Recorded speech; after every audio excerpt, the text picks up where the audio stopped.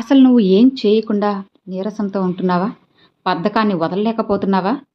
అయితే ఈ మాటలు కేవలం నీకోసమే. నీకైనవి జాగ్రత్తగా విను. జీవితం సర్వనాశనమయ్యే పరిస్థితులు ఒక్కసారిగా సడన్‌గా రావు. మనలో మనకు తెలియకుండానే పెరిగే కొన్ని కొన్ని లక్షణాలు, కొన్ని చెడు అలవాట్లు పూర్తిగా మన భవిష్యత్తును చెడగొడతాయి. ఇక వాటిలో ప్రధానంగా ఈ 3 లక్షణాలు నీకు ఉంటే ఇక నీ జీవితం పూర్తిగా నశించిపోతుంది. ఆ 3 ఏమిటో తెలుసా? 1 అలసత్వం, 2 కోపం, 3 దురాశ. ఈ 3 మనిషిని క్రమక్రమంగా లోపల నుండి పూర్తిగా ఖాళీ చేస్తూ చివరికి బూడిద చేస్తాయి. అలసత్వం అనేది మనిషి శత్రువులలో అతి పెద్దది. పనిని రేపటికి వాయిదా వేయడం, ఇప్పుడే ఎందుకులే తరువాత నేను చేస్తాను కదా అని అనుకోవడం క్రమంగా జీవితాన్ని పాడు చేస్తుంది. ఈరోజు చేసిన చిన్న ప్రయత్నం రేపు పెద్ద ఫలితాన్నిస్తుంది. కానీ కేవలం అలసత్వం వల్ల ఆ ప్రయత్నం అనేది అక్కడితో పూర్తిగా ఆగిపోతుంది. అలసత్వం కలవారు ఎంత ప్రతిభావంతుడైనా సరే, వాళ్ళకి ఎన్ని అవకాశాలు ఉన్నా సరే వాటిని వృధా చేసుకుంటూనే ఉంటారు. ఒక విత్తనం సమయానికి నాటకపోతే చెట్టు ఎలా అయితే రాదో అచ్చు అలానే నువ్వు కృషి చేయకపోతే విజయం కూడా రాదు. చేయాల్సిన పనిని ఇప్పుడే ఈ క్షణమే మొదలు పెట్టాలి. రేపటికి వాయిదా వేయడం అంటే మన భవిష్యత్తుకి తాళం వేసినట్లే. గుర్తుపెట్టుకో, ఇక మనిషి జీవితంలో ఎదురయ్యే శత్రువులు బయట నుండి మాత్రమే రారు కదా. చాలా అంటే చాలా సందర్భాల్లో మన లోపలే దాగి ఉంటాయి. ఇక వాటిలో అత్యంత ప్రమాదకరమైనది అలసత్వమే. ఇది ఒక వ్యాధి లాంటిది. కానీ శరీరాన్ని వెంటనే దెబ్బతీయదు. ఇది కాస్త మెల్లమెల్లగా కనపడిన విధంగా మన మనస్సును, అలానే మన ఆలోచనలను, మన అవకాశాలను, మన సమయాన్ని పూర్తిగా తినేస్తుంది. ఒకవేళ మనం దీన్ని గమనించకపోతే అది మన జీవితాన్ని పూర్తిగా శూన్యం చేస్తుంది. అలసత్వం మొదలయ్యే స్థలం మొదట మనసు. చిన్న చిన్న పనులను వాయిదా వేసుకోవడం ప్రారంభిస్తుంది. ఇది నేను రేపు చేస్తానులే, తర్వాత చూద్దాంలే, ఆ తర్వాత అనేది నీ నోటి వెంట రాకూడదు. నిన్న చేయాల్సిన పని కూడా ఈరోజే వస్తుంది. మరి ఈరోజు చేయాల్సింది రేపటికి వెళ్తుంది. ఇక చివరికి మనం చేసే ప్రతి పనులు కూడా చేయకుండా వాయిదా వేయడం, వదిలేయడం అలవాటు చేసుకుంటాం. ఇదే కదా అలసత్వానికి వేసే మొదటి అడుగు. ముఖ్యంగా ఇది సమయం విలువను తగ్గిస్తుంది. మన అలసత్వం కారణంగా మనం సమయాన్ని పూర్తిగా వృధా చేసుకుంటాం. సమయం ఒక్కసారి పోయింది అంటే తిరిగి రాదు. చదువు, పని, ఆరోగ్యం, సంబంధాలు, ఇక ఇలా ఏవైనా సరే సమయానికి నువ్వు చేయకపోతే దాని ఫలితం అనేది చాలా చేదుగా ఉంటుంది. సమయాన్ని వదులుకున్న వాడి జీవితం పశ్చాత్తాపం తప్ప ఇంకొకటి ఏదీ ఉండదు. మరీ ముఖ్యంగా చెప్పాలి అంటే అవకాశాలను దూరం చేస్తుంది. ప్రపంచం కష్టపడి పనిచేసే వారినే వెతుకుతుంది. ఒకవేళ మనం అలసత్వంతో అక్కడే కూర్చుంటే మన ముందుకు వచ్చిన మంచి మంచి అవకాశాలు వేరే వారి వైపు పూర్తిగా వెళ్ళిపోతాయి. నేను కూడా చేయగలిగేవాడిని అని చివర్లో మనం చెప్పుకోవాల్సి వస్తుంది. కానీ అప్పటికి ఆ అవకాశాలు తిరిగి రావు. ఆరోగ్యాన్ని కూడా క్షీణింపజేస్తుంది. శరీరానికి కదలిక లేకపోతే అది నీ నుంచి నిన్ను చాలా అంటే చాలా త్వరగా మెల్లిమెల్లిగా క్షీణిస్తుంది. అలసత్వం అనేది శరీరాన్ని బలహీనంగా చేస్తుంది. మనసుని కూడా నిరుత్సాహంగా చేస్తుంది. శ్రమించని మనిషికి జీవితంలో చురుకుతనం ఉండదు కదా. దాని ఫలితంగా చిన్న చిన్న సమస్యలు కూడా చాలా పెద్దవిగా అనిపించి మనసులో నిస్పృహను కలిగిస్తాయి. వ్యక్తిత్వాన్ని ధ్వంసం చేస్తుంది. అలసత్వం మనిషిని ఏదీ చేయలేని వాళ్ళుగా మారుస్తుంది. కష్టపడకపోవడం వల్ల అతని ఆత్మవిశ్వాసం మొత్తం కోల్పోతాడు. ఇక ఇతరుల కళ్ళల్లో కూడా విలువ అనేది శాశ్వతంగా తగ్గిపోతుంది. సమాజంలో గుర్తింపు లేకుండా సత్తా చూపలేని వ్యక్తిగా తను మిగిలిపోతాడు. ఇక దీన్ని ఎలా జయించాలి? ప్రతిరోజు చిన్న చిన్న లక్ష్యాలను పెట్టుకోండి. ఇక వాటిని పూర్తి చేసే అలవాటు చేసుకోండి. నేనిప్పుడే చేస్తాను అనే భావనతో ముందడుగు వేయండి. శరీరానికి వ్యాయామం, మనసుకి క్రమశిక్షణను అలవాటు చేసుకోవాలి. సమయాన్ని విలువైనదిగా భావించండి. అది ఒక్కసారి నువ్వు కోల్పోతే తిరిగి దొరకదు కదా. కష్టపడడమే నిజమైన ఆనందాన్ని ఇస్తుంది అని నువ్వు తెలుసుకో. ఇక రెండవది కోపం. అసలు ఈ కోపం అనేది క్షణిక సంతోషం కోసం జీవితాంతం పశ్చాత్తాపం తెచ్చే లక్షణం. నీకు కోపం వచ్చినప్పుడు మనం చెప్పే మాటలు బాణాల్లాంటివి. అవి తగిలిన గాయాలు ఎప్పుడూ మానిపోవు. ఒక నిర్ణయం నువ్వు కోపంలో తీసుకుంటే అది నీ జీవితాన్ని తారుమారు చేస్తుంది. కోపం ఉన్న వాళ్ళ దగ్గర శాంతి ఉండదు. శాంతి లేని చోట విజయం అనేది అస్సలు ఉండదు. కోపం ఒక్క క్షణంలో నాశనం చేస్తుంది, కానీ సహనం శతాబ్దాల ఫలితాన్ని ఇస్తుంది. మనిషి జీవితంలో ఉన్న ప్రతి భావం ఒక శక్తి, ఆనందం, ప్రేమ, కృతజ్ఞత. ఇక ఇవన్నీ కూడా మనసుని మధురంగా మార్చే శక్తులైతే, ఇక కోపం మాత్రం మనసుని పూర్తిగా నాశనం చేసే విషం లాంటిది. మనం దాన్ని అదుపులో పెట్టగలిగితే అది మన బలంగా మారుతుంది.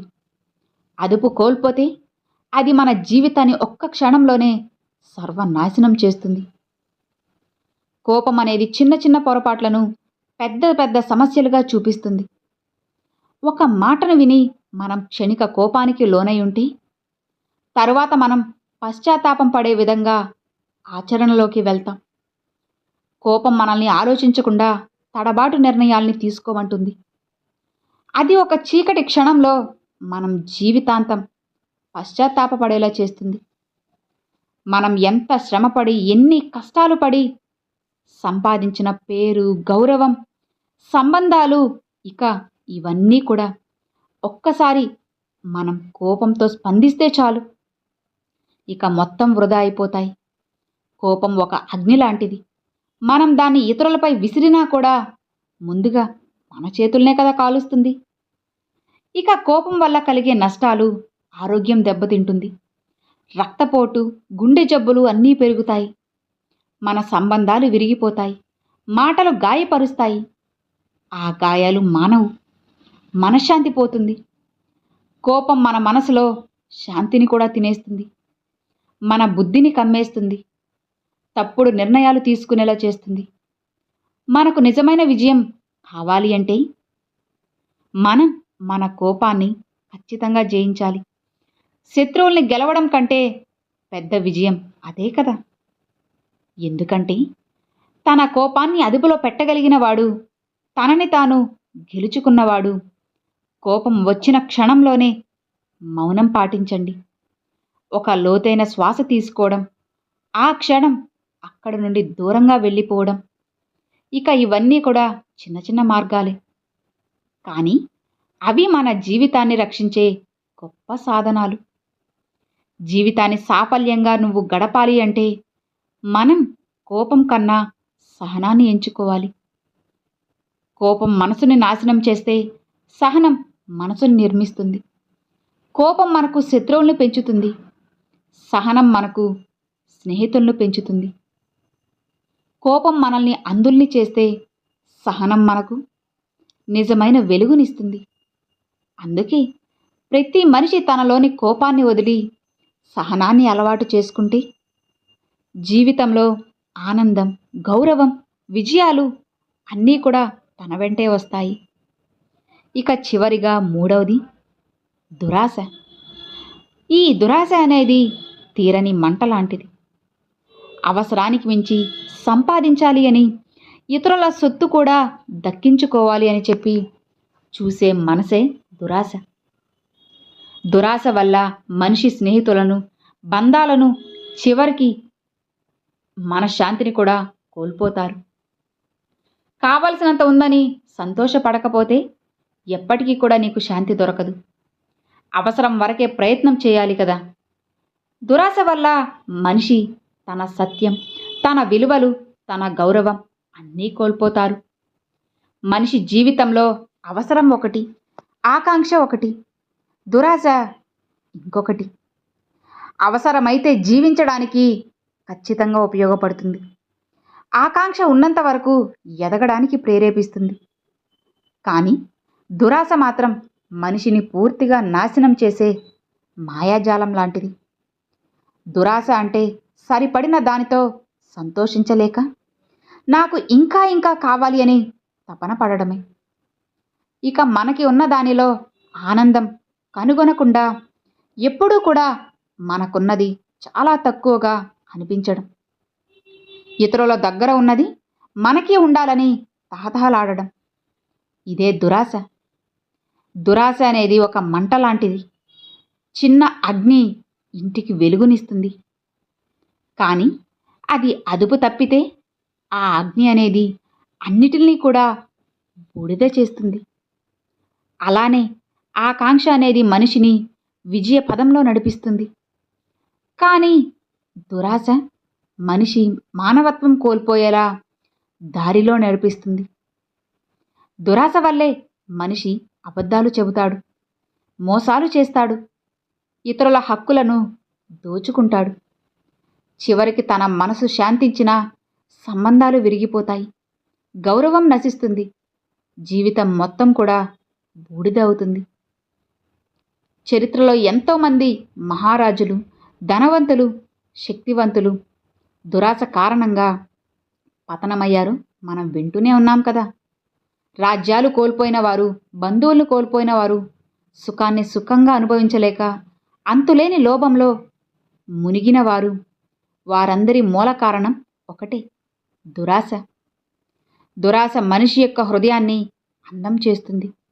ఎంత ఉన్నా సరిపోదు, ఒక్క రూపాయి ఉన్నా మరొకటి కావాలి, ఇక ఇల్లు ఉన్నా ఇంకొకటి కావాలి, గౌరవం ఉన్నా ఇంకొకటి కావాలి. ఈ ఇంకొకటి కావాలి అనే తపన ఎప్పటికీ తీరదు. ఇక దాని ఫలితమే ఆ అసంతృప్తి మనిషిని నరకం లాంటి స్థితిలో పడేస్తుంది. మనసు ఎప్పుడూ కూడా కుదుట పడదు, సుఖం రాదు. జీవితం అనేది మనకు లభించిన వరం. ఇక దాన్ని సంతోషంగా సార్థకంగా గడపడానికి సంతృప్తి అనే ఆభరణం కావాలి. సంతోషం అనేది బయట ఉన్న వస్తువుల్లో ఉండదు, అది మన హృదయంలో ఉంటుంది.